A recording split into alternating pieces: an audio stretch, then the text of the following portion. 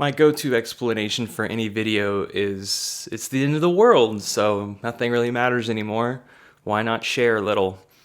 So, in the middle of the 2010s, after I'd just gotten married, yes, this story does include another person, though I shall not mention them too much because I still had my own experience, and part of it was of my doing and my help because I had family across the ocean in some sense.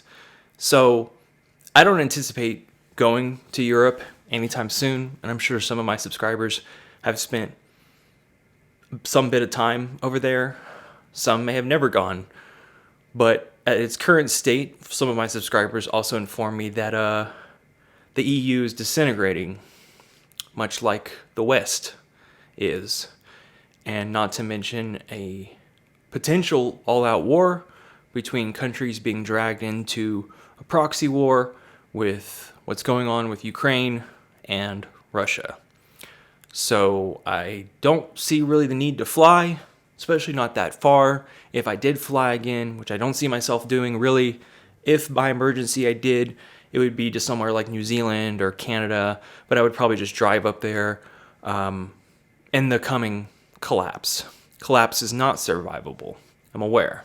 But just in those last few moments, maybe, somewhere else. But regardless, I'm not going to Europe again. It's expensive. I think the tickets were like $1,200 a piece.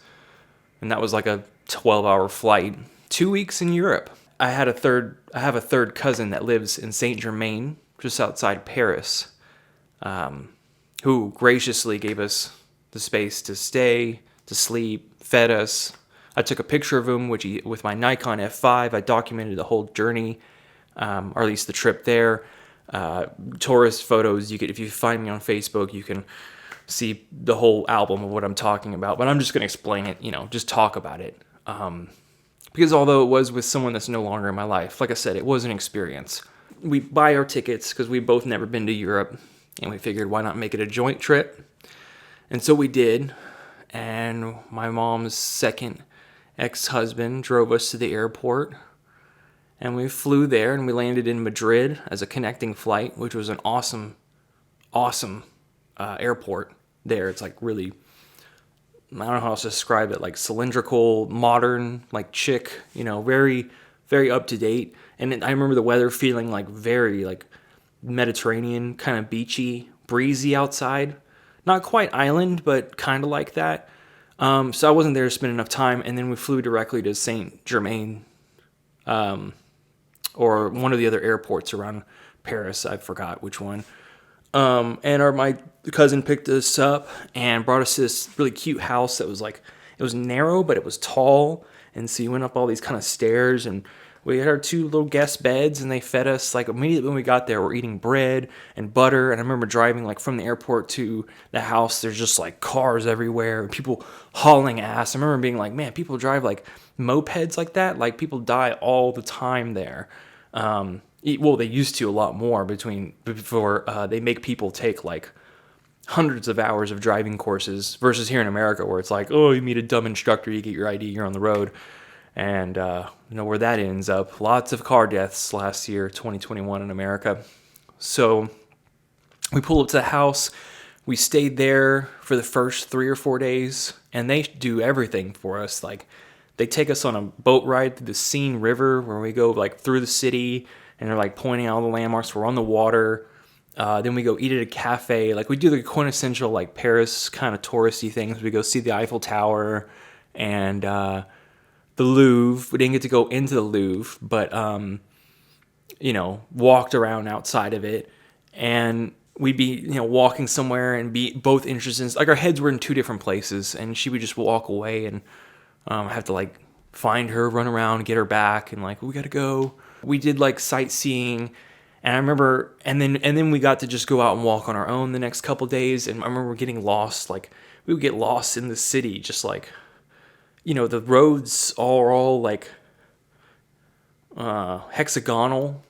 And so it just tripped my brain out, like directionally challenged. Like, did we come from that way or that? Because it all looks the same. You come to the center of the hexagon, you're like, which one did we? You have to look for landmarks. Like, I remember that shop. I remember this. I even had an iPad with me, like with GPS.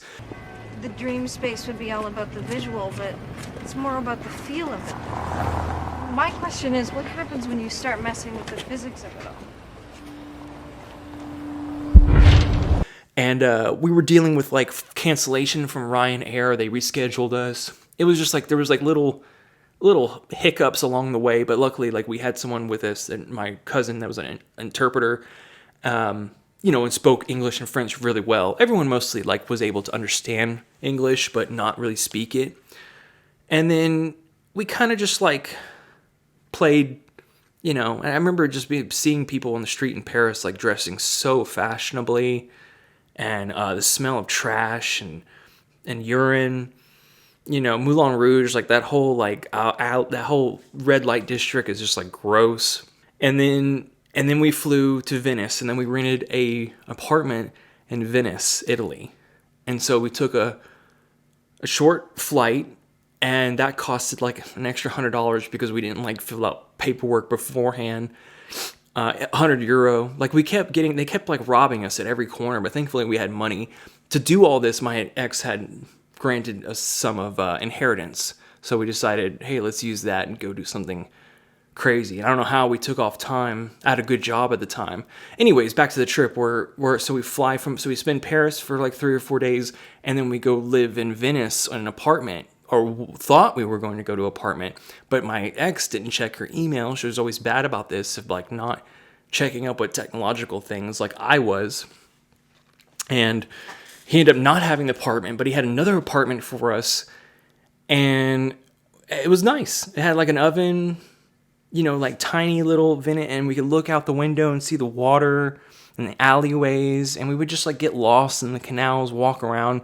But kind of like by the 3rd or 4th day, we were like kind of not over it, but we were like, this is nice. Could I live here? I don't know. Like the floodwaters, there was like that could happen, but it was so historic, and it was like being transported to another time and place. The architecture, how else can I describe it? It's Venice. It's one of a kind. There's nothing like it, in the world.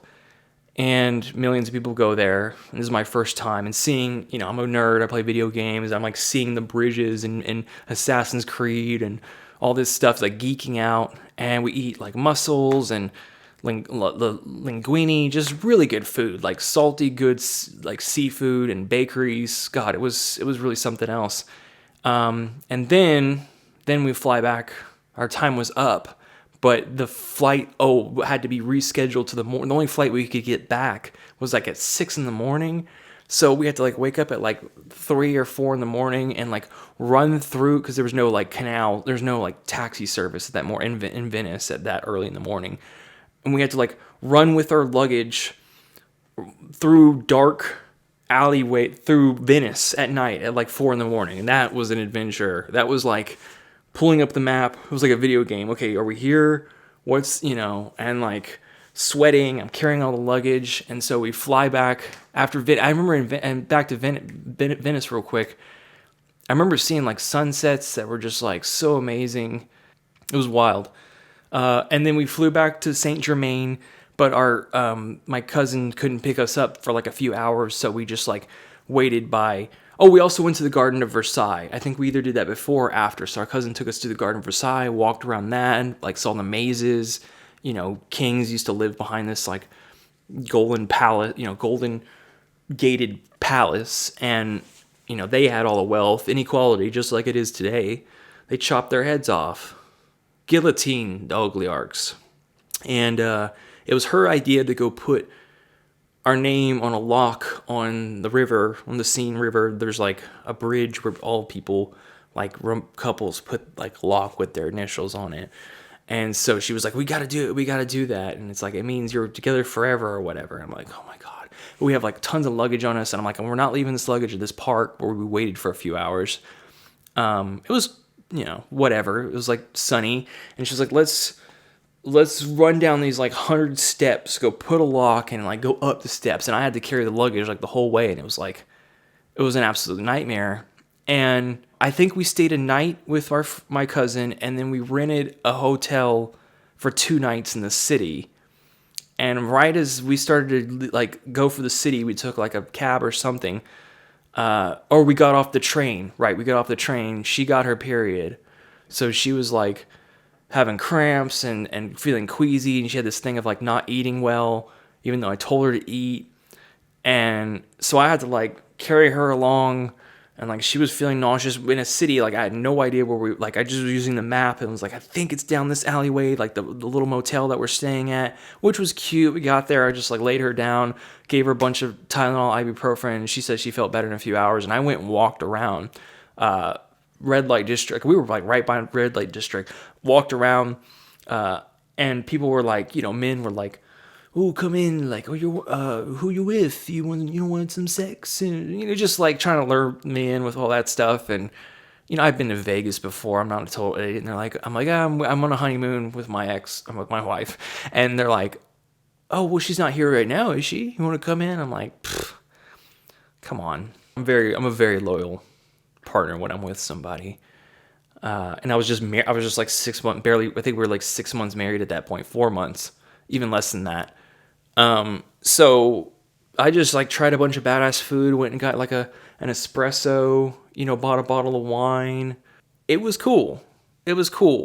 But it was busy. I mean, just people everywhere, trash smelling, it's going on right now. It's crazy. Sometimes I lay in bed, I just think about all these places I've been to.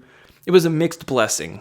Like I'm grateful that I got the opportunity to go over there, experience Europe and a taste. And so we stay there for, like I said, 3 or 4 days, go back to my cousin, spend the night there. And then the next morning we were flying back to Dallas because that's where we were living. And so all together was like 3 or 4 days in Saint Germain and Paris. And then like a week, 7 days in Venice, 5 to 7 days. And then another 3 or 4 days back in Paris. And then I think it was like either a stop in Madrid again, or we just flew straight back to Dallas. But those were different times. And again, I'm grateful for the experience that we did, even though it is kind of tainted with the presence of another person that's no longer in my life. I got to see firsthand, witness, incredible architecture in Paris, and great food, awesome, clothing, aesthetically very pleasing, like nothing like it in the world. You feel that everything feels different there. But I couldn't live there. So yeah, I really don't think I'm going back to Europe again in my life. Like for flying, burning car, I see these, people online that are like, "Can't wait to go to Europe and take this trip." And it's like, no, I'm living a different life. I'm aware of, decisions that I'm making. I'm trying to be a little bit more conscious than flying 12 hours just to have a vacation in a place that's actually destabilizing, as the West is. So I never talked about this, and I just feel like bringing it up. Been to Europe. Check that off. Thanks for watching, and I'll talk to you later.